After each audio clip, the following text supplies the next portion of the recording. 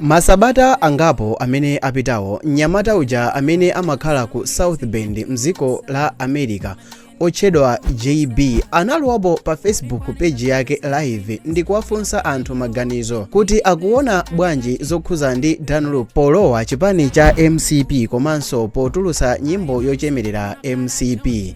Izi zinausa mpungwepungwe makamaka ku nkhani yokhuza ndi zisankho za oyimbayo.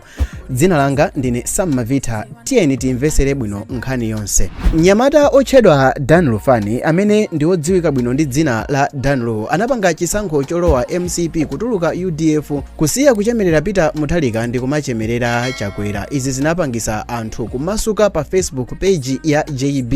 Anthu ndi kumayimba mafoni popereka maganizo awo pa nkhani zokhuza Dan Lu, ndipo izi zinapangisa anthu ena kumasuka ndi kumamutukwana Dan Lu mmene akufunira. Izi zimachitika live pa page ya JB.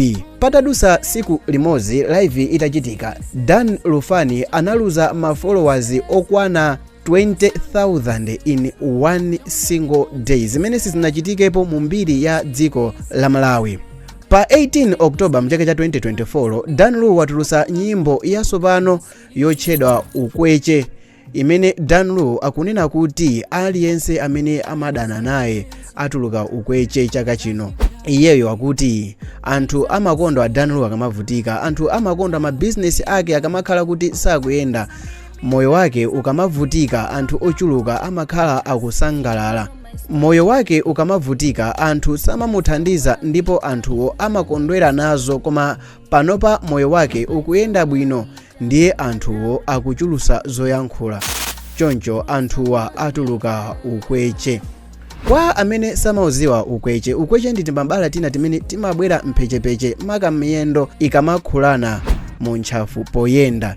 Nyimbo ya Dan Lu itatuluka pa 18 Oktoba nthawi ya 10 koloko mamawa, nayenso oyimba dzina lake JB amene amakhala mdziko la America anatulusanso naye nyimbo yake.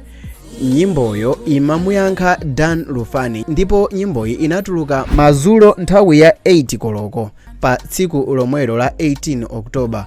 Mu nyimbo yakeyo JB akuti ndalama za magazi, ndalama za mizimu, ena akufa ndi njala, kupanda ayawo unali ndaniwe, pano wayiwala kwano, iweyo ndi Chakwera nonse mulikitika. Dan Lu zikuoneka kuti iyeyi wayima pa chiganizo chake ndithu chochemerera Chakwera. Koma kumbukirani kuti Dan Lu mchaka cha 2019 anayankhula kuti iyeyo si membala wa DPP akungoyimba nyimbo za DPP, koma mchaka cha 2024 Dan Lu wabwera poyera ndi kuwauza anthu kuti iyeyo walowa MCP ndipo ndi membala wa MCP. Pano pazafika pakuti akumatha kutenga chiselfie ndi president wa chipani chimenechi cha MCP komanso amene ndi president wa dziko la Malawi. Okay, now anthu ambiri akhala kuyankhula kuti ufulu osankha zipani zandale, ufulu osankha chipani chofuna kusapota, ufulu osankha kuti ufuna ugwire ntchito ndi ndani, ndi ufulu wa munthu wina aliyense, ndipo aliyense akuyeneka kukhala mfulu popereka maganizo ake zimene akuganizira ku dziko, kaya ndi oyimba akuyeneka kuimba mwa ufulu mosapsinjidwa. Choncho anthu ambiri akulankhula kuti Dan Lu ali ndi ufulu oyimba za chipani chilichonse chimene akufuna mopanda munthu aliyense kumuwumiriza kapena kumukakamiza kuti asankhe chipani chakuti, pamene anthu ena kuti Dan Lu wapanga mistake yochoka DPP ndi kulowa MCP. Inuyo ndifunse kuti inuyo maganizo ano mukuganiza motani? Dan Lu anapanga chisankho choyenera kulowa MCP eya kapena ayi? Tiyeni tione ma comments kuti mulemba kuti chani. Ine ndi Samavita. Mavideo awiri amene ali pa screen wa akuthandizani bwino kuti muimvesese nkhani ngati mwina mwake pena pake pakusalira, koma mukumbukire kuchita subscribe.